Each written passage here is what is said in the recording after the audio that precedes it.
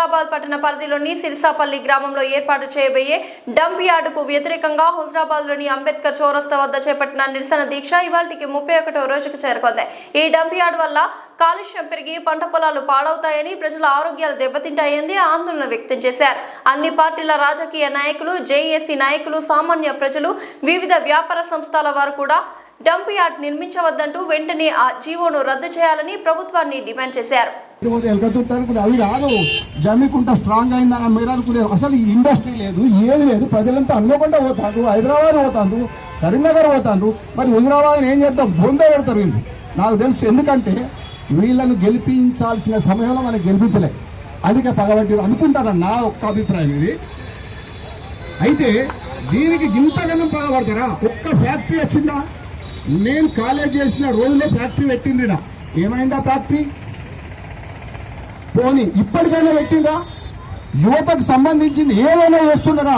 ఏ నాయకులు చేస్తలేరు. ప్రజలారా, దీన్ని సీరియస్గా తీసుకొని మన యువకులందరికీ ఈ హుజరాబాద్ పాత వైభవం రావాలంటే అందరం దీన్ని సీరియస్గా తీసుకొని ఉద్యమంగా చేస్తే తప్ప రాదు.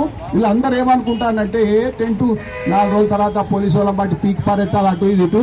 ఇవి ఎన్ని చూడలేదురా, మనం అన్ని చూసినాం. ఏం కాదని నిర్ణయానికి పాలకులు వచ్చిండ్రు.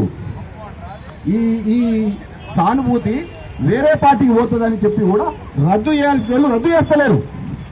దయచేసి అన్ని పార్టీలను ఒక్కటి చేసి అందరు రాజీనామా చేయాలి. రేపటికెళ్ళి అన్ని పార్టీల నాయకులు చిన్న పదవున్నా పెద్ద పదవున్నా రాజీనామా చేయాలి. వాళ్ళు చేస్తేనే కలుగుతుంది, లేకపోతే ఎలా కలుగుతుంది? ఇంతమంది ఎండలాగా ఇంత లొల్లులు పెడతా అంటే ఎవరికి సోయి లేదు.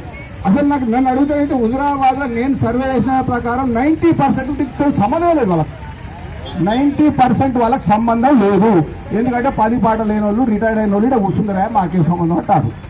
ఇదో మామూలు అక్కడ డంపింగ్ యార్డ్ అయ్యేది ఉంటే హుజరాబాద్ కాదు, సైదాపూర్ మండలం అన్ని మండలాలు కూడా ఈ కాలుష్యం కూరల్లో చిక్కిపోతాయి. ఇది చాలా సీరియస్. అరే, ఇది ఎక్కడో అడవుల ప్రాంతంలో పెట్టి ఏమన్నా ప్రాబ్లం అయితే బంద్ చేయొచ్చు. అడవి ప్రాంతంలో పెట్టకుండా, సర్వే చేయకుండా, ఏం చేయకుండా, ఒకరి మీద కోపం మీద ఒకరు కూడా మన హుజరాబాద్ ప్రజల వృద్ధుడు ఎక్కడిది? దయచేసి దీన్ని రాజకీయంగా చూడకండి. మనల హుజరాబాద్ ప్రాంత ప్రజలను అనగదొక్కుతాండ్రు. ఇప్పటికీ 30 సంవత్సరాల నుంచి జరుగుతుంది.